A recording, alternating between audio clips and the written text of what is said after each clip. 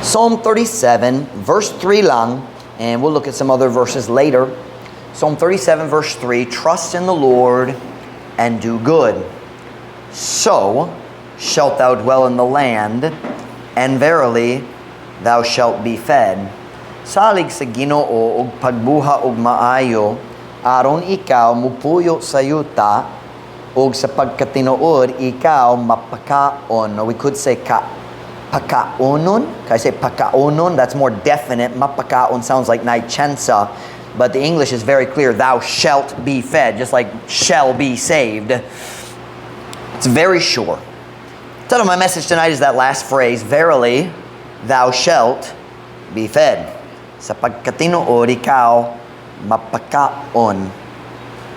Hanggang po na ta. Ayan ko mo makalingkod para sa Ansay karon. Father, would you please bless the very simple message tonight. I pray, Lord, you fill me with your Spirit as I preach. Thank you for meeting with us already. Thank you for knowledge gained regarding our salvation, regarding the blood of Jesus Christ. Lord, I pray, God, that you'd bless us tonight.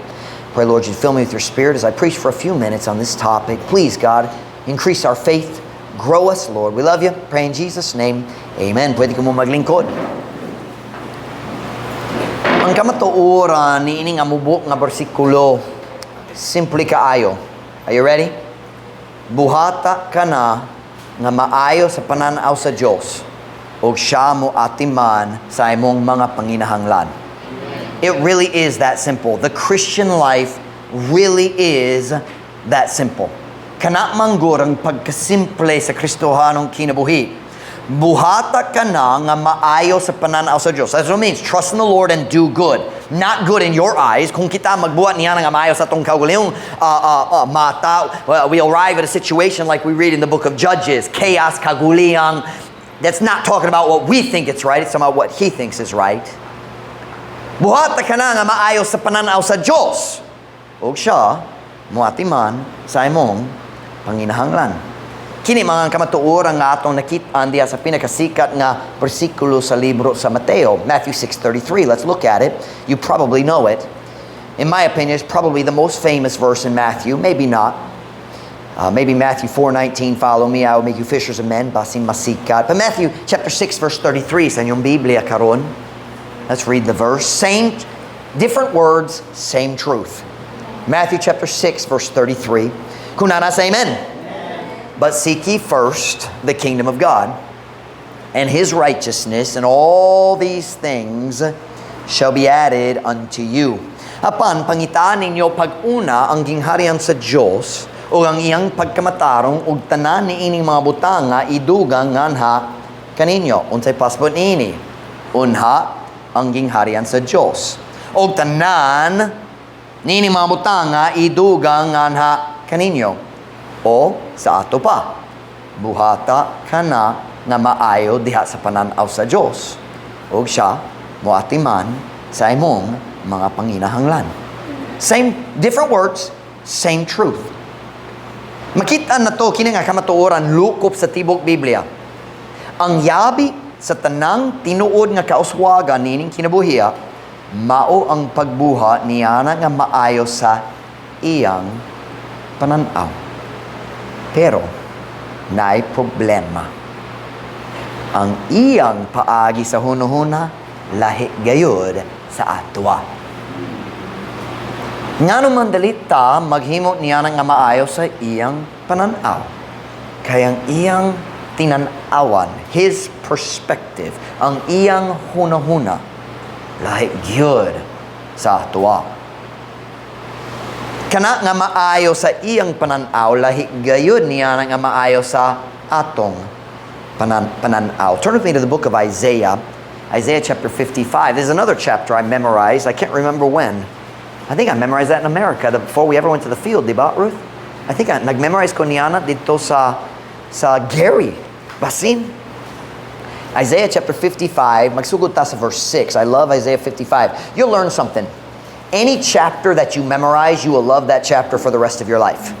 Kung maghimo ka sa paningkamot aron mag-memorize kayo sa tibok chapter, your understanding of that chapter will grow so much, you will love that chapter. Isaiah chapter 55 verse 6. Kunana sa amen.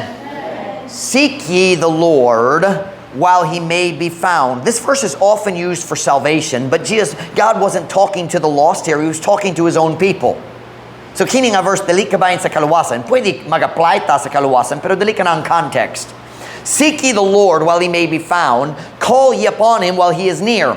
Let the wicked forsake his way. That's how you know it's not talking to the lost. Dili ta maluwas, pinagi sa pagsalikway sa kadautan. Maluwas ta, pinagi sa pagtuo. Let the wicked forsake his way.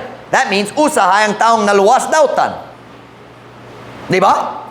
Let the wicked forsake his way, and the unrighteous man his thoughts. Meaning, the unrighteous man magsalikway, mag-forsake sa iyang sayop nga paagi sa paghuno-huna. And let him return unto the Lord, and he will have mercy upon him, and to our God, for he will abundantly pardon. Pangitaan ninyo ang Ginoo, samtang siya mahimo nga makaplagan. Tawag kamo nga kaniya, samtang siya haduol. Itugo nga ang dautan mo salikway sa iyang dalan, o ang dili matarong nga tao sa iyang mga huno-huna. This is called an elliptical clause. Na yung mga pulong nga gikuha, kay masabta na to, kay gikan sa earlier in the sentence. So, itugo nga ang dautan mo salikway sa iyang dalan, o itugo nga ang dili matarong nga tao mo salikway sa iyang mga huno-huna. You understand that? It's an elliptical clause. We understand the words are there because they're earlier in the sentence. I'll read it again correctly. Itugo nga ang dautan mo salikway sa iyang dalan, o ang dali matarong nga tao sa iyang mga hunahuna. O itugo kaniya nga mubalik nga to sa Ginoo, o siya magbaton og kaluoy nga kaniya, o nga to sa atong Diyos, kay siya madagayaon nga mo pasaylo. Ang unang lakang sa pagpangita sa Ginoo, ang unang lakang sa pagbalik nga to sa Ginoo, mao ang willingness sa pagbiya sa imong kadautan o sa pag-usob sa imong paagi sa hunahuna. Dili ka makapangita sa Diyos kung dili ka buot mohimo niya ng duha ka butang. If you're not willing to change the way you think, if you're not willing to change the way you live, you can't seek God. Kaya nga naman, I lost my place. I got completely lost. Verse 8, tanawang verse 8. For my thoughts are not your thoughts, neither are your ways my ways, saith the Lord. Kaya ang akong mga huno-huna, dili inyong mga huno-huna, ni ang inyong mga dalan, akong mga dalan, nagingon ang Ginoo. Ang Diyos nagingon kanimo. Hey Christian! Na nakoy balita lang kanimo, dili ko maghuno-huna sama kanimo. I don't think like you do. And it's not even close. Tanawang verse 9. For as the heavens are higher than the earth, so are my ways higher than your ways, and my thoughts than your thoughts. Kay ingon nga ang kalangitan mas hataas kaysa yuta. Ingon ang akong mga dalan mas hataas kaysa inyong mga dalan, o ang akong mga huno-huna kaysa inyong mga huno-huna. I want you to notice, kini wala nagsulti ang langit. It says, ang kalangitan, unsay diferensya, plural man. Diba? Apil na ang lugar sa kapanganuoran, ug ang lugar sa adlaw, bulan ug kabituonan. Unsay distinsya sa atong naturong nga tawhanong hunuhuna sa hunuhuna sa Dios? How great is the distance? Kung ikaw makasukod sa tanan kalangitan, ikaw makakaton sa tubag niya nga pangutana. As the heavens are higher than the earth, so are my ways higher than your ways, and my thoughts than your thoughts. O kung ang Diyos wala mitabang kanato, wala gyud tay tsansa nga makasabot sa iyang hunuhuna. Pero diha sa iyang kaluoy, siya nagtanyag, nag-offer kanato og tabang aron kita makasabot sa iyang paagi sa hunuhuna nga naglabaw gayud sa atoa. Tanawang verse 10. For as the rain cometh down, and the snow from heaven. Rain comes down. You ever notice that the rain never goes up? Kinsa nahibalo na niya na ang ulan dali gayud mosaka. Kinsa kabalo na bright kaayo kamong scientist gyud kamo. For as the rain cometh down and the snow from heaven, and returneth not thither, but watereth the earth and maketh it bring forth and bud, that it may give seed to the sower and bread to the eater. So, meaning in the same way, so shall my word be that goeth forth out of my mouth. It shall not return unto me void, but it shall accomplish that which I please, and it shall prosper in the thing whereto I sent it. Kay, ingon nga ang ulan, nagakanaog, ug ang snow, gikan sa langit. O wala nagabalik dito. Apan nagatubig sa yuta og nagahimo niini sa paggitib og pagtubo aron kini mohatag og binhi ngadto sa magpupugas og tinapay ngadto sa magkakaon. Sa ingon ang akong pulong mahitabo nga nagagawas gikan sa akong baba. Kini dili mo balik nganhi kanako nga kawang apan kini mohimo nianang akong ikahimuot og kini mo uswag diha sa butang diin ako mipadala niini. There's so much doctrine in those verses. We don't have time for it all, but let me just say this. Sama nga ang Diyos mo padala og ulang gikan sa langit, iyang gipadala na ang iyang pulong nganhi kanato aron kita makasabot sa iyang hunahuna. He's comparing his word to the rain. He sent it down. Siya taas gyud. Pero siya naluoy kanato, siya nagsulti, ako mohatag kanimo sa akong pulong aron ikaw makasabot sa akong hunahuna. Aron ikaw makahimo sa mga decision nga maayo sa akong hunahuna, dili sa imong hunahuna. Balik na ta sa atong text verse, Psalm 37 verse 3, palihog. Psalm 37 verse 3.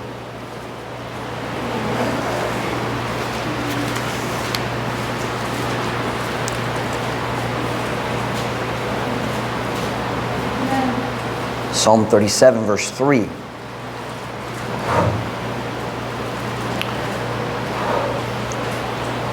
Ruth, my sugar's dropping. Just go get me a little. Do we have leftover grape juice, Michael?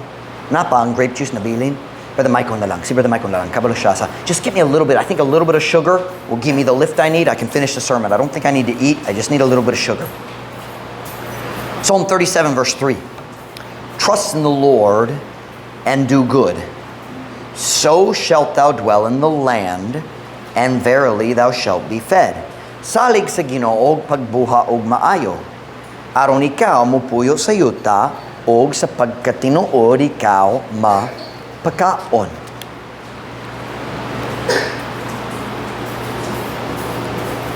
Thank you, Brother Michael.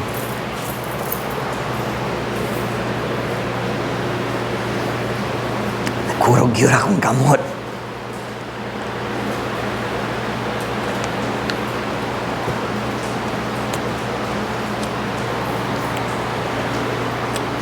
So what is the key to success in the Christian life?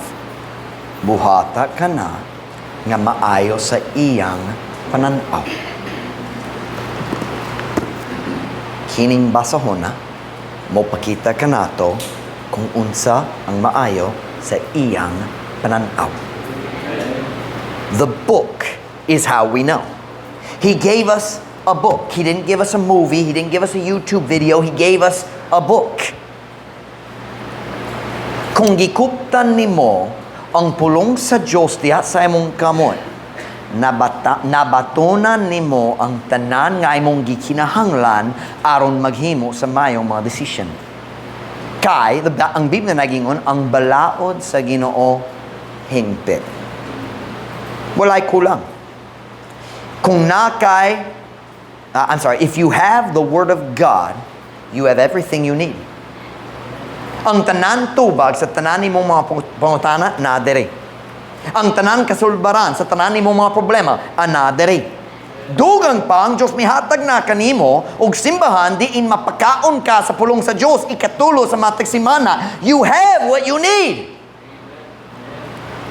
But the Bible says in the verse we read earlier in Isaiah, itugo ngang dautan mo sa likway sa iyang dalan, ug ang dili matarong nga tao sa iyang mga hunahuna. Ang kauswagan sa Kristohanong kinabuhi, sa kamatuoran, simple kayo. We like to pretend it's hard so we can complain.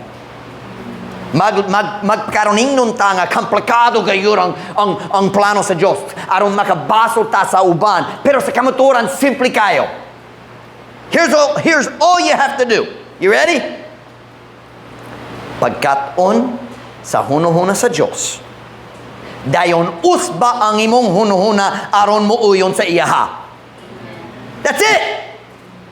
Simple kayo. Trust in the Lord and do good. So shalt thou dwell in the land, and verily thou shalt be fed. So ako mga tana, ang Ginoo babagkakon.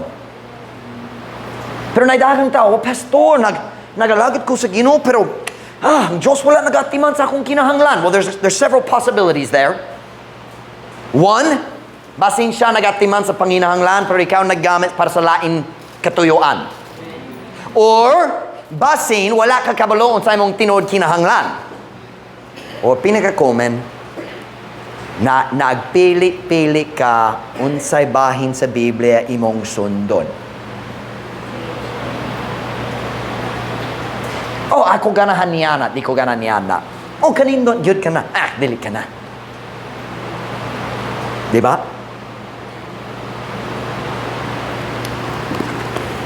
The Word of God is not a buffet.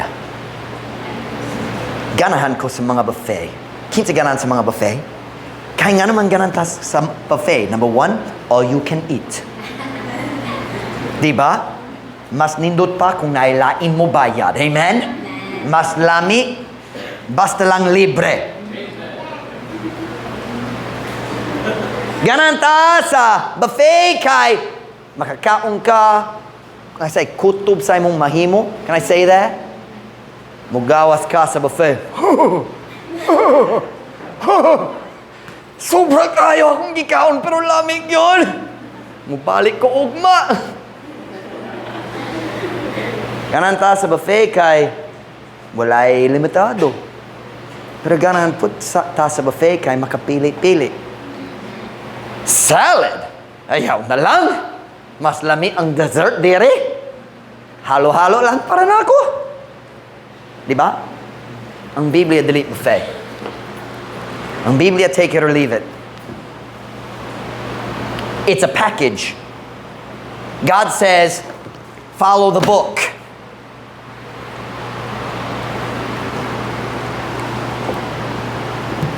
Buhata ka na nga maayo sa pananaw sa Diyos ug siya mo atiman sa imong panginahanglan. But let's just be real honest.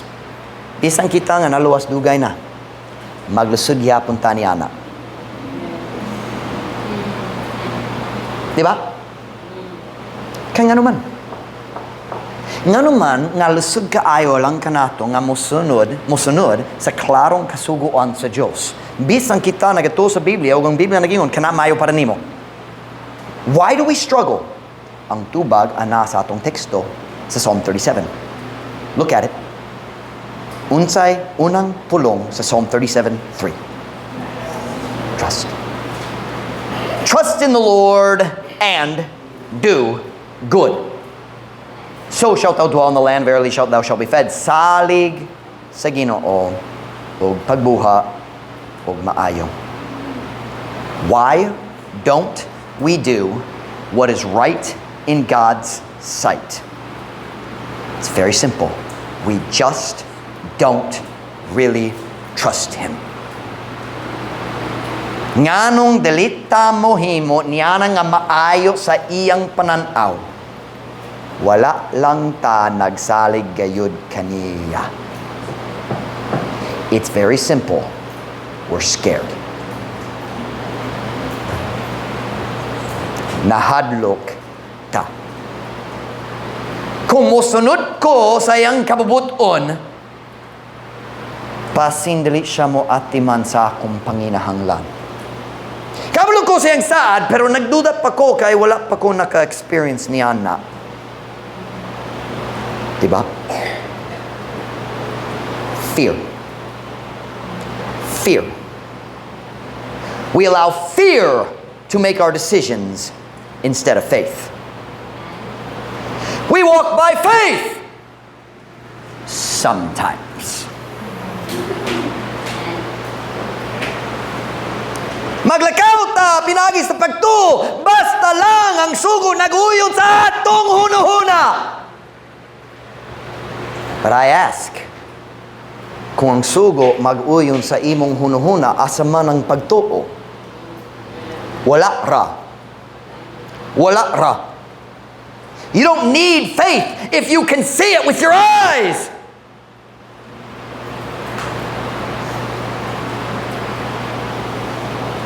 It's very simple. We walk by sight, not by faith. Controlled by our fear. You listen to me. A decision based on fear is always a faithless decision. Something yung faithless, walay pagtuo. Ang desisyon gibase sa kahadlok nagikan sa kasing-kasing nga walay pagtuo.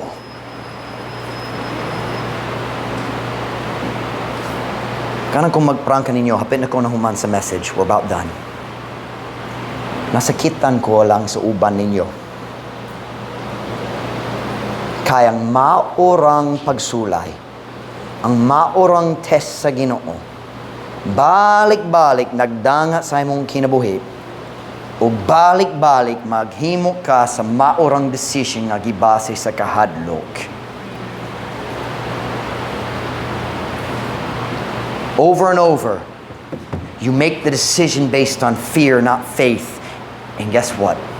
Sa diya batanong pa ko, akong manghod, kanunay na nagbingkel ni. David was almost 3 years younger than me. And everybody knows, tanan magulang nga hibalo nga ang mga manghod dawtan. Siyempre. Shout, siyempre. Dayon nahimo nang ko kinikanan, and I realized ang magulang ug ang manghod dawtan.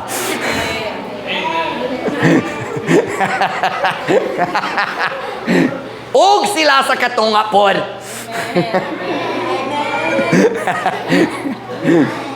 Napaminaw. Ako si Mike, si David, I mean, bisan unsa akong gisulti, magpili siya sa lain side, bisan wala nagato siya. If I said one thing, he would say the other just to argue. How many of you know, kinsa na igsoon sama ni Ana? Yup. Kinsa dali ikaw man ang igsoon sama ni Ana? And I would get so angry. He knew exactly what to say. Kabalo gayud siya, unsa man ang pagpanulti nga I don't know what's the word. What's the word for light the fire? What's the word for light a fire? Dagkot. Dagko sa kalayo sa akong kapungot. Diba? He'd put the match in and then throw gasoline on it. And I'd get so angry. Dayon, ako naghampak niya unsi ang gibuha. Diretso nga to ni Mama. Mama! Diba? Kanunay, siya nga manimalos ang silotan. You ever notice that? Dili ang mag-una. Ang manimalos kanunay ang silotan. Yeah, now I'm where y'all live. Come on, kasawat na. And akong mama nagtawag ka na ako. And she'd say, Mike, when God is sending you a test to teach you to control your anger. Ang Diyos nagpadala og pagsulay nga anak kanimo aron ikaw makakaton sa pagpugong sa imong kasuko. And here's what she always said. She said, Mike, if you fail the test, God will send it again. Kung mapakyas ka sa pagsulay. Is that the right word? Pakyas? Kung mapakyas ka sa pagsulay. Ang Diyos, are you listening now? Ang Diyos mo padala sa maurang pagsulay, pag-usab, ug pag-usab, ug pag-usab, ug pag-usab, ug pag-usab, hangtod ikaw mo pasar. And I hurt for some of you. Because you've been saved a long time. But you just keep making the same decisions of fear. Dayon ang resulta, mudangat kanimo. Ug maglusod gyapon ka. The same trial again and again and again and again. Because every time you respond the exact same way, ang kahadlok mo dangat sa imong kasing-kasing and you collapse. Mahugnot na ang imong pagtuo o mobalik ka sa imong kaugalingon paagi sa hunahuna. Bisan kablo na kaon sa nasa Biblia, mutugo ko ang kahadlok maghimo sa decision. And I'm not mad at you. Are you listening? I hurt for you. Nasakitan ko lang kaninyo. Listen now. The pastor gives advice from the pulpit or even in the office, but you're scared to follow it. And I hurt because I know you failed the test this time and it's coming again. It's coming again.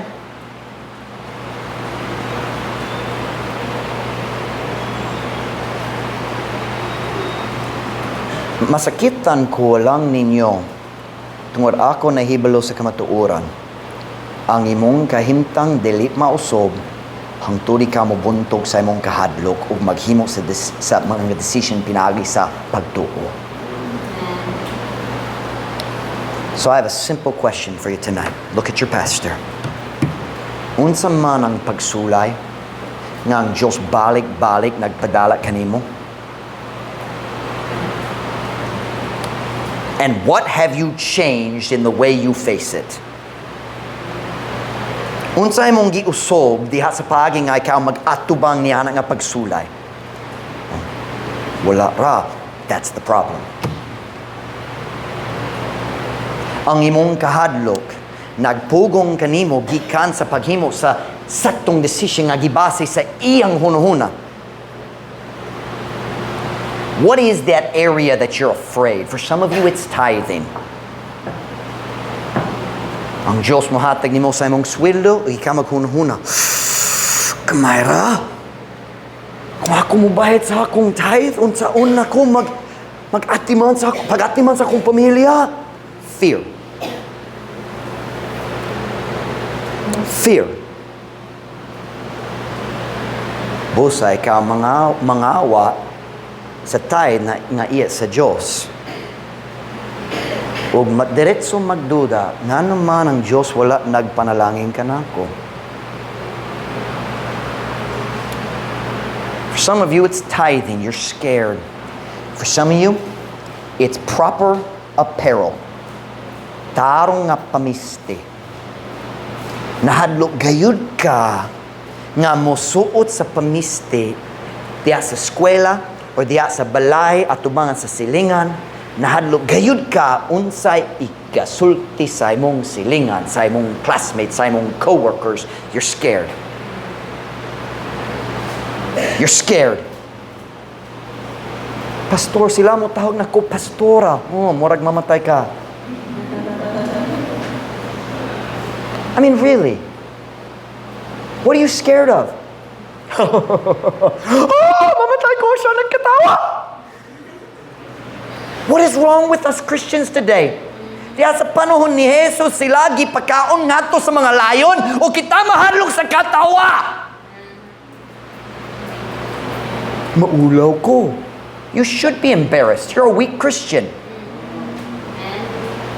Ang nga maulaw ka atubangan sa Ginoo, dili sa imong classmates. For some of you, it's relationships. Mahadlok gayud ka kung maghimo na ka sa decision, magbarog ko para sa Ginoo, mosunod sa iyang kabubuton, mahadlok ka unsa igasulti sa imong kinikanan, mahadlok ka unsa igasulti sa imong prente, mahadlok ka. I'm sorry, nahadlok, not mahadlok, nahadlok. For some of you, It's the fear of never having a special relationship.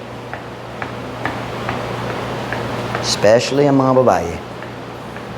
Nahadlok gayud ka, nga dali gayud ka,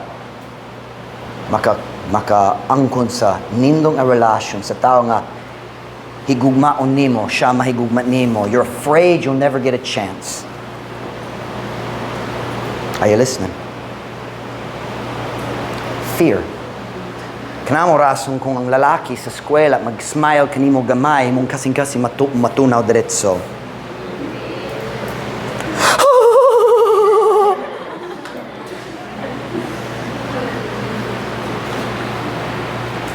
He wasn't smiling at you. His stomach hurts. He was like,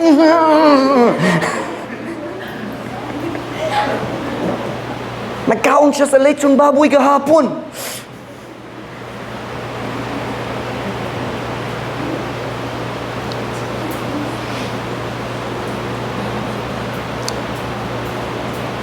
Every wrong decision we make in life is a faith problem.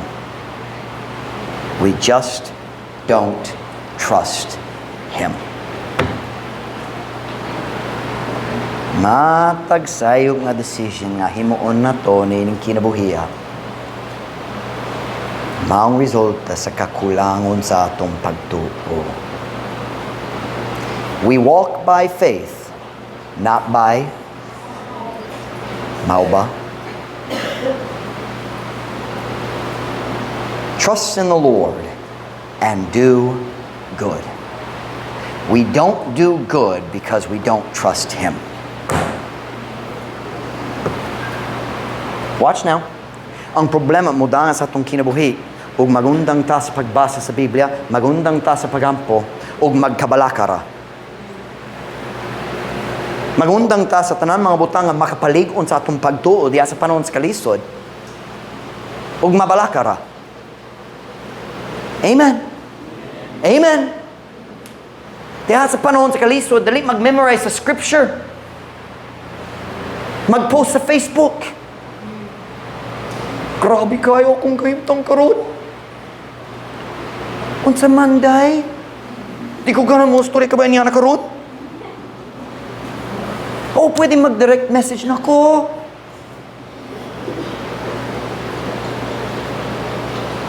Faith. Faith is the victory that overcomes the world. Ang uban ninyo karong gabi, I don't know how to say this in the sign English.